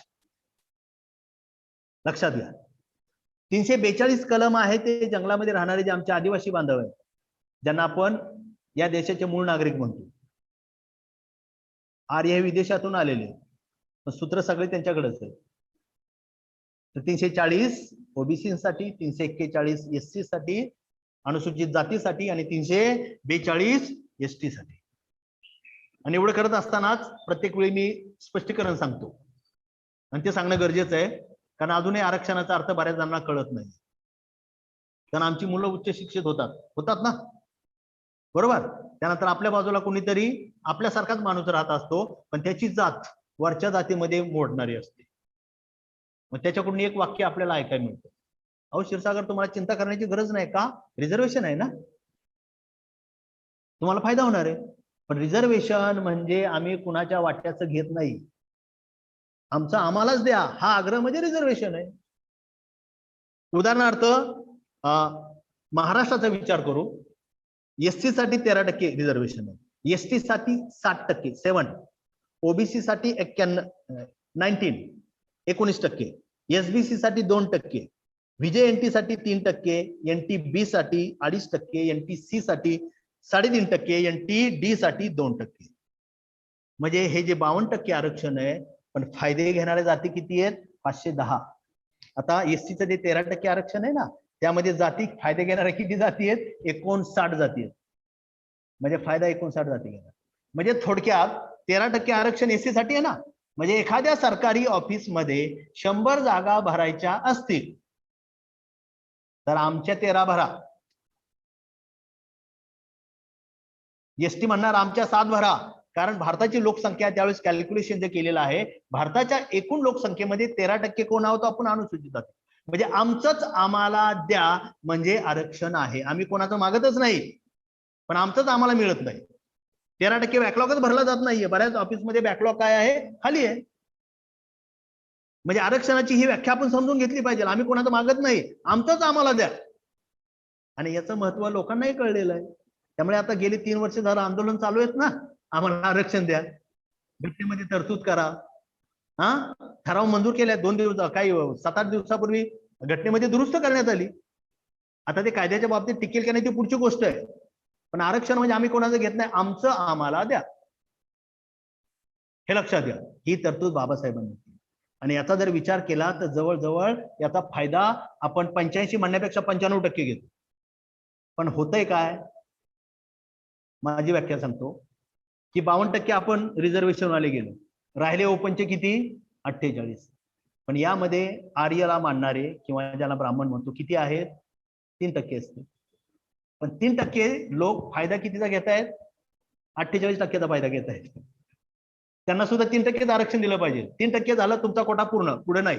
पण आता सगळे जे प्रशासकीय अधिकारी आहेत बघा कोण आहेत, म्हणजे ते 48% मधून जातात. लक्षात घ्या तुम्ही, फायदा ते घेतात, पण हे लोकांना कळत नाही. त्यामुळे आरक्षण म्हणजे मेहरबानी नाहीये. आणि पहिल्यापासून या आरक्षणासाठी भांडण्याची आमची तयारी, कारण आमच्यामध्ये बाबासाहेबांचे गुण आहेत, लढण्याची प्रवृत्ती आहे. काय झालं की आम्हीच पुढे होतो. ओबीसी आरक्षण, मंडल आयोग लागू झाला, पुढे कोण? आम्ही. आम्हाला काय फायदा होता हो? मंडल आयोग कोणासाठी होता? ओबीसी साठी होता. पुढाकार मोर्चे आम्हीच काढले. लोक म्हणले या एससी लोकांनाच काहीतरी मिळते, बौद्धांनाच काहीतरी मिळते, त्यामुळे मोर्चे काढतात. पण ते आरक्षण आमच्यासाठी ऑलरेडी आम्हाला आहेच ना.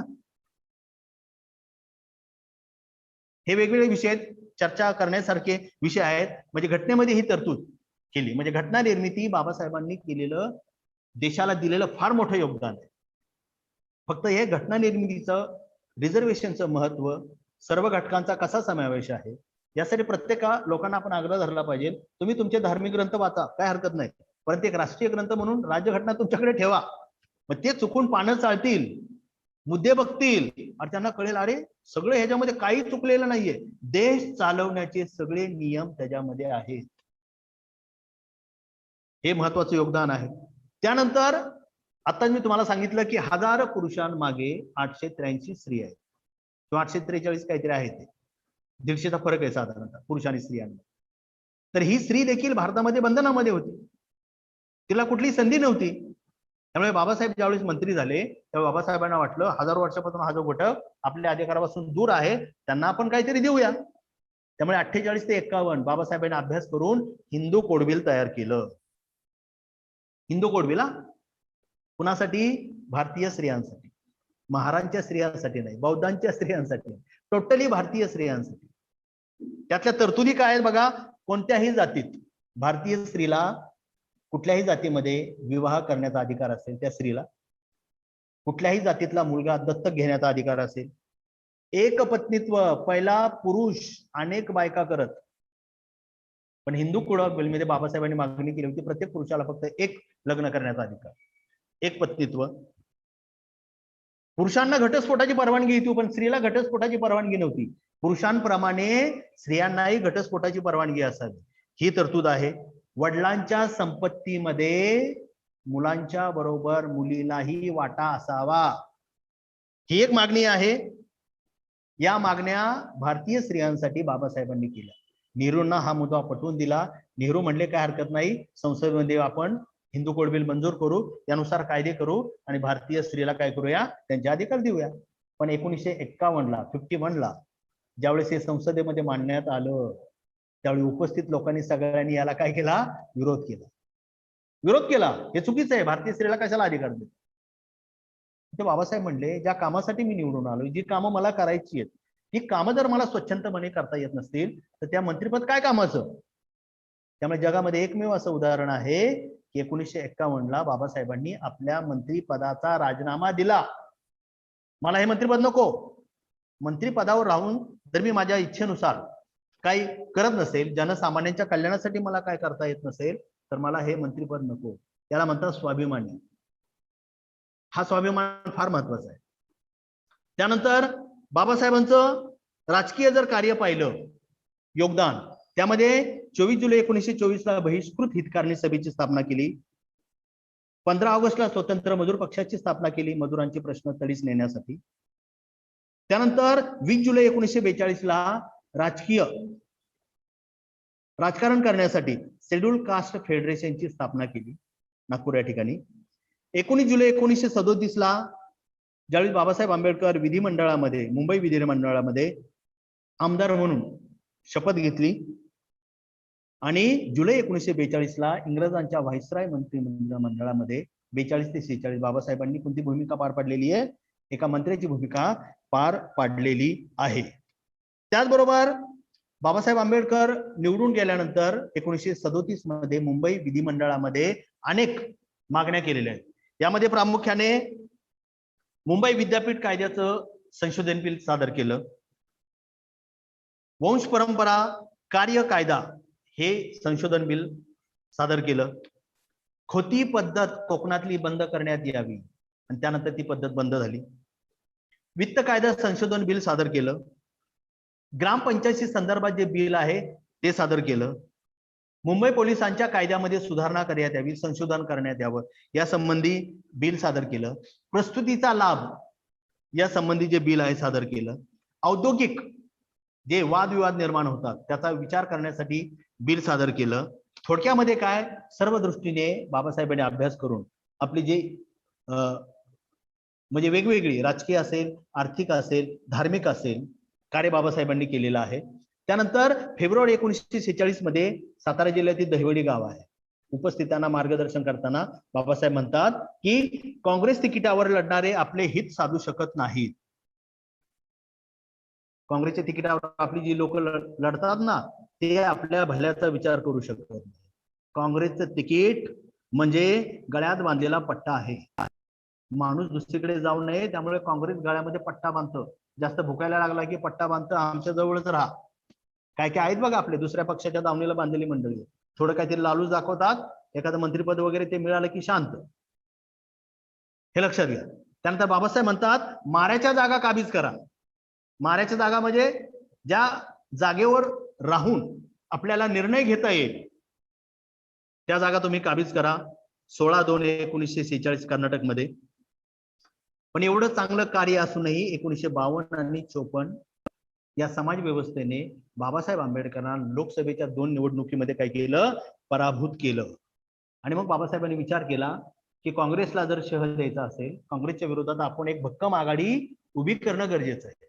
त्यामुळे बाबासाहेबांनी विचार केला की अमेरिकेमध्ये जसे 2च पक्ष आहेत, अनेक पक्ष नाही, 2च पक्ष आहेत, तसा काँग्रेस एक असेल आणि काँग्रेसच्या विरोधात आपण सर्वांना काय करूया, एकत्रित करूया आणि काँग्रेसच्या विरोधात एकच पक्ष तयार करू. यासाठी डिसेंबर 1955 मध्ये औरंगाबाद या ठिकाणी बैठक घेतली. 30 सप्टेंबर 1956 दिल्लीत बैठक घेतली आणि त्यामध्ये लोकांना समजावून सांगितलं की अमेरिकेच्या धर्तीवर आपण काय करूया, एक पक्ष स्थापन करू. सर्वांची मतं जाणून घे. रिपब्लिकन पार्टी ऑफ इंडिया स्थापन करण्याचा बाबासाहेबांचा संकल्प होता, पण हयात असेपर्यंत ते पूर्ण होऊ शकलं नाही. पण बाबासाहेबांच्या महापरिनिर्वाणानंतर मला वाटतं 3 October 1957 Republican party of India या पक्षाची काय झाली, स्थापना झाली. मला वाटतं 1900 निवडणूक स्थापन झाल्यानंतर त्या वर्षी या पक्षाला घवघवीत यश मिळालं. पण काँग्रेसनं फुटीचं राजकारण स्वीकारलं आणि आपले काही लोकांना तिकडे ओढून घेतलं. आणि त्यानंतर मला वाटतं 1996 कुठल्या तरी पक्षाबरोबर आपण युती केली आणि आपले 4 जण उभे राहिले आणि 4ही जण काय आले होते, निवडून आले 1996. मग ते बाळासाहेब आंबेडकर असतील, जोगेंद्र कवाटे असतील, रामदास आठवले असतील आणि मला वाटतं गवई असतील. पण त्यानंतर पक्षाला घवघवीत यश लाभलं नाही. त्यामुळे राजकीय दृष्ट्या बाबासाहेबांचा जो संकल्प आहे तो जर आपल्याला पूर्णत्वाकडे न्यायचा असेल तर आपल्याला एक पर्याय निवडावा लागेल. आणि पर्याय निवडताना स्वाभिमानी पर्याय निवडावा लागेल आणि तो पर्याय आपल्याकडे आहे. अनेक वंचितांना त्यांचे न्याय हक्क मिळवून देण्यासाठी श्रद्धेय बाळासाहेब आंबेडकरांनी एक चांगला पक्ष आपल्या समोर ठेवलेला आहे. आपण तर ते स्वीकारायचंच आहे, पण इतरांनाही ते स्वीकारण्यासाठी भाग पाडायचं, कारण हे निस्वार्थी राजकारण आहे. आर्थिक लाभ किती झाला बघा तुम्ही, काही नाहीये. आणि बाळासाहेब सरळ म्हणतात की मी कुठल्याही पक्षाच्या विरोधात उघड उघड बोलतो, कारण मला भीती नाही. कारण राजकीय लोक काय करतात, कोणाच्या विरोधात बोलतात आणि हा जास्त बोलायला लागला की त्याला दम दिला जातो. तुझं सगळं काय काळाबेरा असेल ते बाहेर काढू, गप्प बस. तो बिचारा गप्प बसतो, विरोधात बोलत नाही. पण बाळासाहेब म्हणतात मी फकीर माणूस आहे. हे लक्षात घ्या. आज्याने बांधलेल्या घरात राहतोय. राज्यसभेचं दर, कारण बाळासाहेब VP सिंग मंत्रिमंडळाच्या त्या काळात 6 वर्ष काय होते, राज्यसभेचे खासदार होते. त्यामुळे राज्यसभेचं त्यांना दरवर्षी 28,000 काय मिळतं, आता वाढलं असेल, पेन्शन मिळतं. तर आज्याच्या घरात राहतोय, जे 28,000 पेन्शन मिळतं त्यावर मी जगतोय. आणि एका उल्लेख केला होता की लोकांनी एकत्रित करून मला जी गाडी दिली त्या गाडीमध्ये फिरतोय, मला भीती नाहीये कोणाची. त्यामुळे लोकांच्या विरोधात मी बोलत राहणार. त्यामुळे एक राजकीय पर्याय म्हणून बाळासाहेबांची निवड करणं आता काळाची गरज, हे लक्षात घ्या. त्यानंतर शिक्षण विषयक बाबासाहेबांचं जे कार्य आहे ते सांगतो आणि आजचा जो विषय आहे तो संपवतो. केंद्र सरकारने त्यावेळी जो अहवाल सादर केला होता त्या अहवालानुसार बाबासाहेब म्हणतात की हीच शिक्षण पद्धती जर अस्तित्वात राहिली तर भारतीय मुलांना या शिक्षण व्यवस्थेचा 40 वर्षांनी लाभ होईल आणि भारतीय मुलींना तर जवळजवळ 300 वर्षांनी लाभ होईल. त्यामुळे भारतामध्ये जी दारू विक्री करण्यासाठी परवानगी दिली जाते, त्या दारू विक्रीतून देशाला जो फायदा होतो, मिळालेला फायदा डिवायडेड बाय सगळे लोक जर असे कॅल्क्युलेशन केलं तर प्रत्येकाच्या डोक्यावर किती, 2 रुपये 17 पैसे. म्हणजे दारू निर्मितीतून प्रत्येक लोकाला किती फायदा होईल, 2 रुपये 17 पैसे कॅल्क्युलेशन केलंय. पण तेच सरकार शिक्षणावर किती खर्च करतं? 87 रुपये खर्च करतं पर हेड, सॉरी 87 पैसे खर्च करतं. तर त्यामुळे सरकारने शिक्षणावर अनुदान वाढवावं. शाळेमध्ये 100 मुलं ऍडमिशन घेतात, पण त्या 100 पैकी चौथीमध्ये फक्त 18 जातात आणि बाकीची जी 82 मुलं आहेत ते चौथीच्या आधीच काय करतात? शाळा सोडून देतात. तर शाळा सोडून देण्याचं जे प्रमाण आहे ते कमी झालं पाहिजे.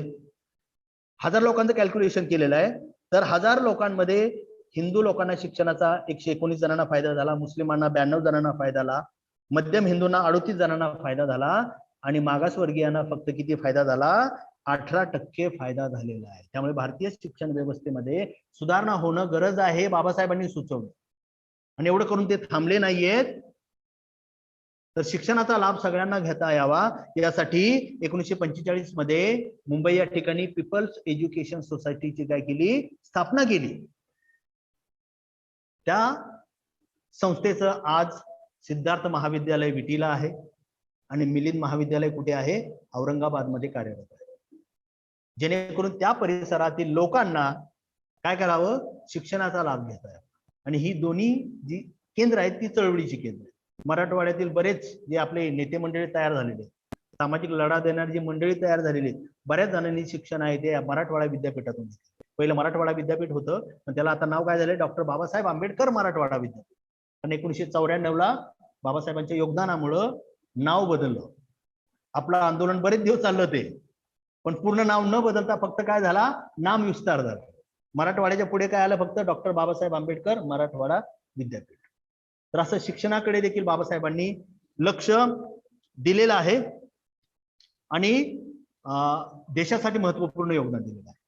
त्यामुळे बाबासाहेबांनी सामाजिक दृष्ट्या देशासाठी योगदान उल्लेखनीय आहे, आर्थिक दृष्ट्या बाबासाहेबांचं योगदान उल्लेखनीय आहे, धार्मिक दृष्ट्या बाबासाहेबांचं योगदान उल्लेखनीय आहे आणि महत्वाची गोष्ट म्हणजे राज्यघटना निर्मिती महत्वपूर्ण योगदान आहे. स्त्रियांसाठी हिंदू कोड बिल त्यावेळी नामंजूर झालं. बाबासाहेबांनी आपल्या पदाचा राजीनामा दिला, पण त्याला अनुसरूनच आज वेगवेगळे कायदे होत आहेत. आज जे कायदे आहेत ना, वडिलांच्या प्रॉपर्टीमध्ये स्त्रियांचा हक्क वगैरे, त्यावेळी ते नामंजूर झालं, पण त्याला अनुसरूनच आज कायदे होत आहेत. म्हणजे बाबासाहेबांची दृष्टी किती दूरदृष्टी होती याची आपल्याला जाणीव होती. आता बाबासाहेबांचं योगदान आज स्वातंत्र्य दिनी जाणून घेत असताना आपलं कर्तव्य काय? हा महत्वाचा मुद्दा आहे. आपलं कर्तव्य काय आहे? की बाबासाहेबांच्या विचाराशी काय करणे? एकनिष्ठ राहणे. बाबासाहेबांनी स्थापन केलेल्या संस्थेचा गाडा पुढे नेणे. बाबासाहेबांनी कोणत्या संस्था स्थापन केल्या? Republican party of India. त्यानंतर धार्मिक कार्य करण्यासाठी काय स्थापन केलेलं आहे? भारतीय बौद्ध महासभा.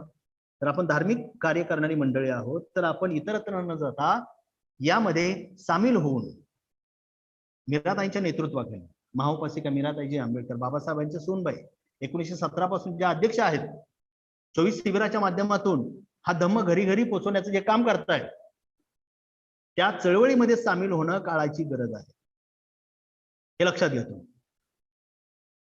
आणि सध्याला जे कार्याध्यक्ष आहेत भीमराव साहेबांच्या नेतृत्वाखाली ही चळवळ फोफावत आहे, तर त्यात आपण सक्रिय राहणं काळाची गरज आहे. फक्त धार्मिक कार्यच करत नाहीये, तर कोल्हापूर सांगली परिसरामध्ये जो पूर आलेला आहे, पूरग्रस्तांनी जे आपले धम्म बांधव बाधित झालेले आहेत त्यांना मदत देण्यासाठी संस्थेतर्फे निधी देखील आपण गोळा केलेला आहे. तुमच्या शाखेने काय दिलं असेल? बदलापूर मधून तो निधी तिकडे गेलेला आहे, पूर्ण महाराष्ट्रातून निधी तिकडे गेलेला आहे आणि मग त्यातून त्याचे काहीतरी नियोजन करून तो निधी त्या लोकांपर्यंत पोहोचवण्याची जबाबदारी भारतीय बौद्ध महासभा करते. म्हणजे सांगण्याचा उद्देश काय आहे? धार्मिक दृष्ट्या जो पर्याय दिलेला आहे त्यामध्ये सक्रिय राहणं काळाची गरज आहे. त्यामुळे बाबासाहेबांच्या विचाराशी एकनिष्ठ राहून, बाबासाहेबांच्या संस्थांची एकनिष्ठ राहून, आणि महत्वाची गोष्ट म्हणजे बाबासाहेबांच्या घराण्याची एकनिष्ठता ही फार महत्वाची हो. आई वडील आपल्यावरती मेहनत घेतात, शिक्षण देतात, लहानाचं मोठं करतात, त्यामुळे कुठेही आपल्या आई वडिलांचं नाव घेताना आपल्याला अभिमान वाटतो. माझ्या आईमुळे, वडिलांमुळे, भावामुळे मी मोठा झालो. अरे पण ही जी नोकरी, हे घर कोणामुळे? बाबासाहेबांमुळे. मग त्या घराण्याची प्रामाणिक राहू नये आम्ही? ते घराणं तुम्हाला काही मागत नाहीये. घराण्याचा उद्देश एवढाच आहे, आम्ही जे करतो आमच्या मागे तुम्ही या. त्यामुळे हा पर्याय देखील चांगला आहे. त्यामुळे बाबासाहेबांच्या विचाराशी एकनिष्ठता, बाबासाहेबांच्या कार्याची एकनिष्ठता, बाबासाहेबांच्या संघटनेची एकनिष्ठता, बाबासाहेबांच्या घराण्याची एकनिष्ठता हे आपलं आद्य कर्तव्य आहे. त्यामुळे बाबासाहेबांचं देशासाठी योगदान फार मोठा विषय आहे. प्रत्येक जण आपापल्या पद्धतीने मांडतो, तसा मीही हा विषय माझ्या पद्धतीने मांडलेला आहे.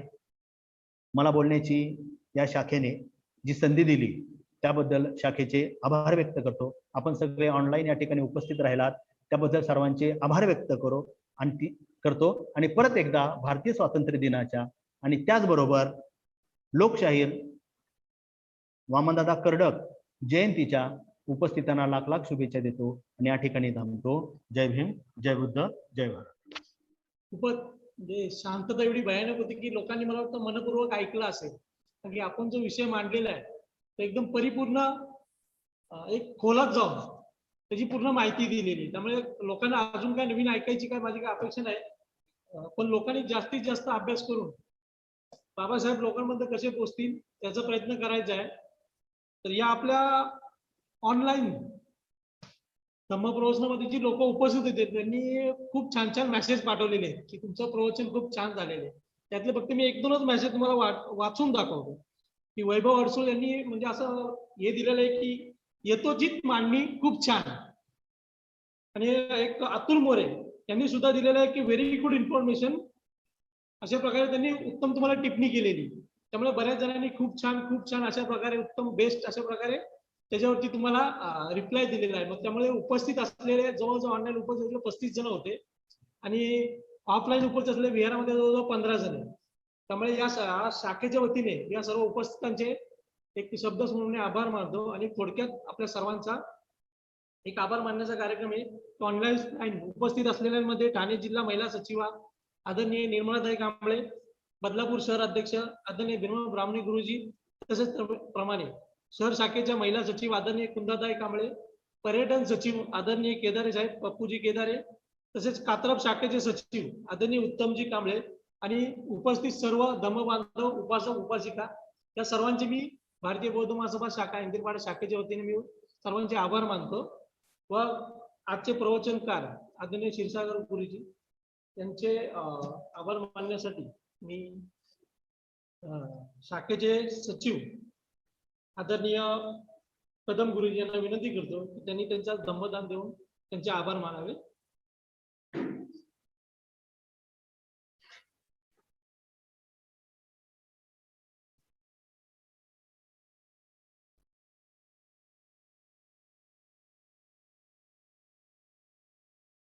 सगळ्यांना विनंती करेल की टाळ्या वाजवायच्या आहेत. आजचा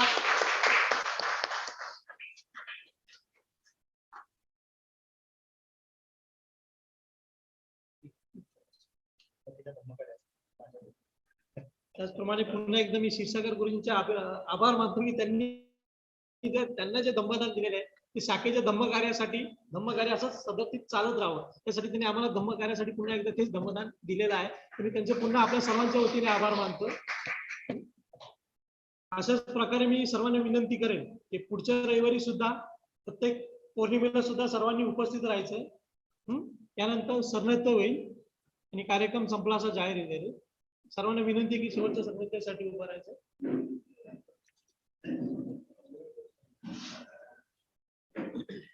सगळ्यांना एकत्रित घ्यायचं.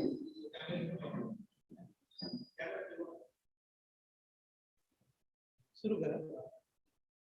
नास्ति मे शरणं त्रयं बुद्धो मे शरणं वरं एकेन सत्यवचेन होतु मे जयमङ्गलम्.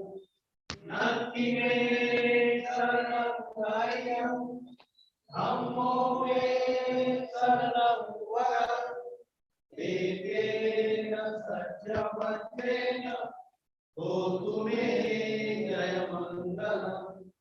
नास्ति मे शरणं त्रयं संघो मे शरणं वरं एकेन सत्यवचेन होतु मे जयमङ्गलम्.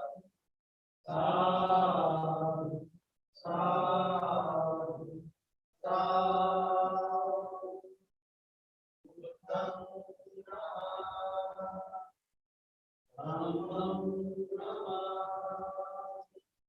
संघं